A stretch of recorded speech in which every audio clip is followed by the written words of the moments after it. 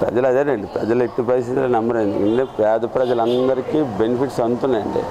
వాళ్ళకి ఏంటంటే హ్యాపీగా, వాళ్ళకి ఇన్నాళ్ళగా ఎవరో ఇది అవ్వట్లేదండి. హ్యాపీగా ఏంటంటే ఆసరాలు, అమ్మఒడి, చేయూత, ఇన్ని పథకాల్లోనే వాళ్ళకి ఏంటంటే ఈ చంద్రబాబు నాయుడు వస్తే చేస్తారని వాళ్ళకి నమ్మకం లేదండి. ఎందుకంటే ఆల్రెడీ కిందసారి 600 హామీలు ఇచ్చారు.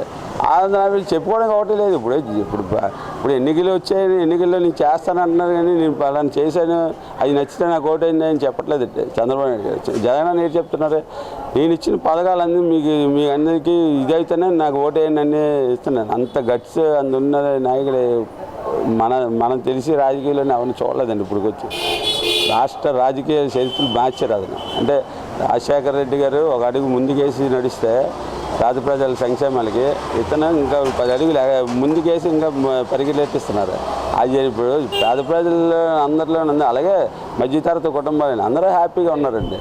ఏంటంటే ఇది 3 పార్టీ కలిసి వచ్చి అలాగే గొగ్గలు పెడుతున్నారు. ఎలాగైనా జగనన్న ఇంకా 100 పార్టీలు కలిసి వచ్చినా జగనన్ని ఒక ఇంచు కూడా కదపలేరండి ఆ సీట్ నుంచి, ముఖ్యమంత్రి పదవి నుంచి. కళ్యాణ్ గారు అంతా ఏంటంటే ఈ సినీ పరిశ్రమ చిన్న హీరోగా అంతేగానండి ఓట్లు వేసింది అతనే అంటున్నారు కదా, మీరు అందరూ వస్తున్నారు జనాలు, నాకు ఓట్లు వేయట్లేదు, నన్ను గెలిపించండి, నన్ను ఒక సీట్ గెలిపించండి అన్నది ప్రాధాయపడుతున్నారు.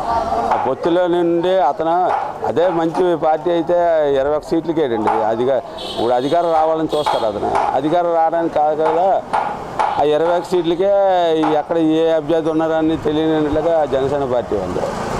జనసేన పార్టీ జనాలు ఏంటంటే అలాగా మెరుపులాగా తప్పించి ఏట్లేదు. ఆల్రెడీ 2019 ఎలక్షన్ 2014లో చూసాం, 2019 అతను చూసాం, 2024 వచ్చింది. అతను ఏంటంటే నేను ఇది చేస్తాను, నేను ముఖ్యమంత్రి అవుతాను అనట్లేదు. ముఖ్యమంత్రి చేయడానికి అతను పని చేస్తున్నాడు ఇంకో పార్టీని. అంతేగాని ఇతను నేను ముఖ్యమంత్రిని అవుతాను, నేను వస్తే ఇది చేస్తాను, ప్రజలకి ఈ సేవ చేస్తానని అతను చెప్పలేకపోతున్నాడు. మోదీ పరిస్థితి ఏంటి సార్? ఎట్లా ఉంటుంది సార్? మరి మోదీ ఈసారి పెరిగే అవకాశం ఉందంటారు అసలు?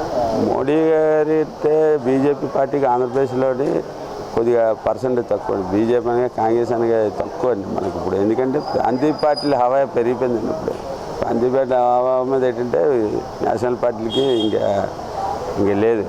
బీజేపీ పార్టీ ఎప్పుడు మన చిన్నప్పటి నుంచి వస్తున్నాం. బీజేపీ పార్టీ ఎంత ఇప్పుడు ఉండదు.